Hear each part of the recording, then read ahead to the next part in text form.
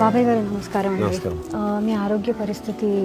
నేను kidney patient అమ్మా. నాకు సుమారు 10 సంవత్సరాలు కిడ్నీ వ్యాధి ఉంది. అప్పుడు ప్రభుత్వం ఏంటంటే మాకు 2500 ఇచ్చేది. ఆ 2500 తోటి మాకు మొదలు వరకు కష్టాలు తీయరు, ఏవి తీయకపోయేవి. నాకే కాదమ్మా, అలాంటి పేషెంట్లకి ఎంతో మందికి. ఆ తర్వాత జగనన్న వచ్చారు, 10,000 ప్రకటించినారు. 10,000 ప్రకటించిన తర్వాత మేము నిలబడ్డామమ్మా. ఆ డబ్బులతోనే మందులు కొనుక్కున్నాము, తిన్నాము. మరి జగనన్న లేకపోతే మేము లేమమ్మా. జగనన్న లేకపోతే మేము లేము.